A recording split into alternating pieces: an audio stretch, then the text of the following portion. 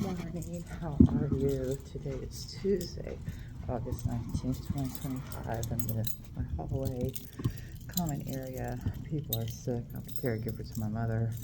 When I say this means that I'm in an area that has airborne viruses, and I'm trying not to get sick. That's why I'm wearing a mask. I just want to share something as to why I had to get up and go to my neighbor. My neighbor is actually about to go deal with a mediation issue with the DC Superior Court. My neighbor does not have a printer. The majority of the items that are sent to her, you need to have a printer. They sent her this item the night before she's going through a mediation process. Now, basically, the court and the opposition, they're banking on her not having the ability to respond. Thank God I have a printer. That's why she just reached out to me. I printed it to send it to her.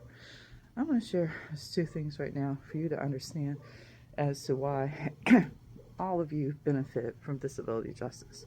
One, there are people, disabled people who do not have the ability, who are oppressed, who have fought for you to have the right to be able to have translations of anything that is sent to you.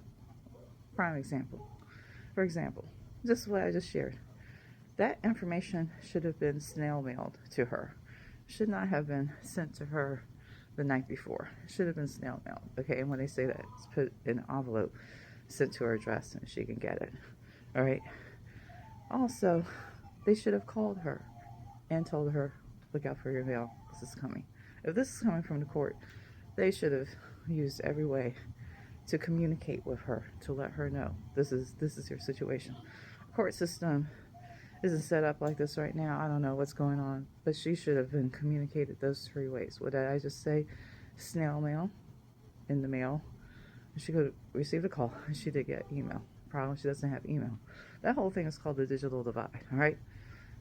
Second thing, and this is not just pertaining to this. I just got a question about this. You know how you have these memes or photos or videos with text on it? Do you know that many people cannot see that? That's why I really don't like reposting those. And when I do, I use what's called alt text. Alt text gives you the text that's in that image.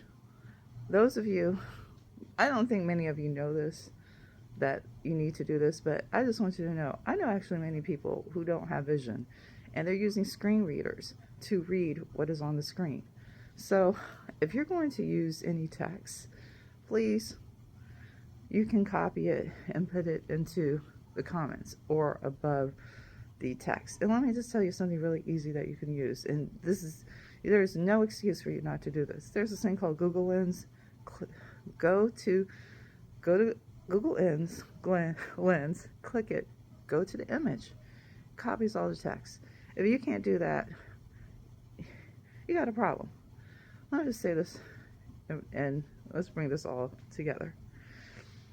You will benefit from those of us who are fighting for us to have the right to have masking and health care, if that ever happens.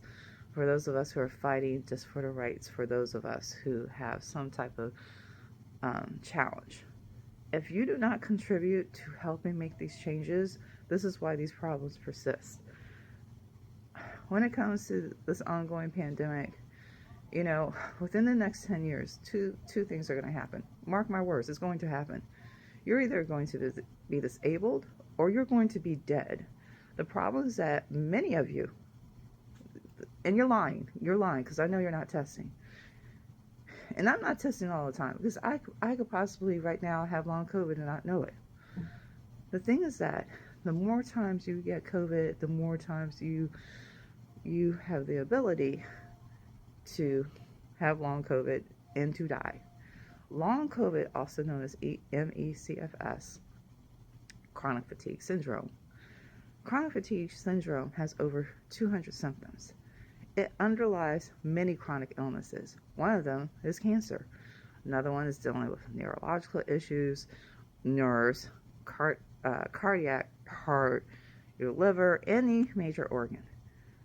Ever since March 2020 or even December of 2019, when we actually knew about COVID, because I knew about COVID in 2019, I've shared that elsewhere, not here, because right here, even though you're my audience, I don't really share with you the other things I do, because I don't want this back and forth, because I got a lot of trolls on this page.